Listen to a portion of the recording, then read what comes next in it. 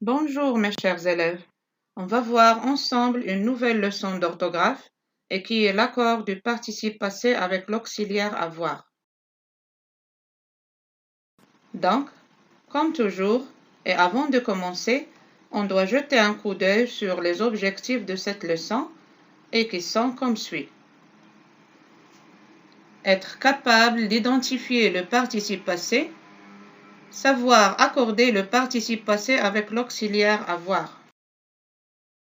Donc, comme vous voyez, c'est le titre de notre leçon, l'accord du participe passé avec l'auxiliaire avoir. Et bien sûr, la première chose qu'on doit savoir, c'est reconnaître le participe passé dans un temps composé, par exemple, le passé composé. Donc, comme vous savez, le passé composé est un temps qui est formé de deux mots. L'auxiliaire être ou avoir conjugué au présent de l'indicatif et le participe passé du verbe conjugué. Exemple, il est parti.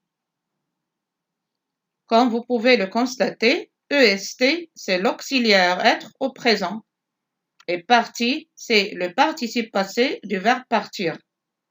Maintenant, on va se concentrer sur ce participe passé, surtout lorsqu'il est accompagné de l'auxiliaire avoir. Alors, regardez bien les exemples suivants et dites-moi ce que vous constatez. Le garçon a souri, la fille a souri. Comme vous pouvez le remarquer, le participe passé est écrit de la même manière dans les deux phrases. Et la deuxième remarque, c'est que le sujet de la première phrase est masculin, le garçon, mais celui de la deuxième phrase est féminin, la fille. Donc, on peut conclure que le participe passé ne s'accorde pas avec le sujet du verbe lorsqu'il est accompagné de l'auxiliaire avoir. Mais, est-ce que c'est toujours le cas? Non, bien sûr. Il y a une exception. Mais laquelle?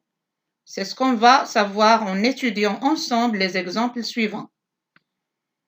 Karim a lu une histoire. Karim l'a lu.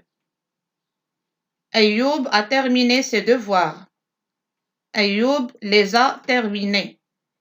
Donc, comme vous voyez, la première phrase est formée de sujet, Karim, du verbe lire au passé composé, et bien sûr, elle est conjuguée avec l'auxiliaire avoir, et d'un COD, une histoire. Dans la deuxième étape, on a essayé de remplacer le COD par un pronom COD, qu'on a placé avant le verbe, et par conséquence, on a remarqué un changement au niveau de la terminaison du participe passé, qui se termine par E. Mais pourquoi à votre avis? Car notre COD, histoire, est féminin singulier.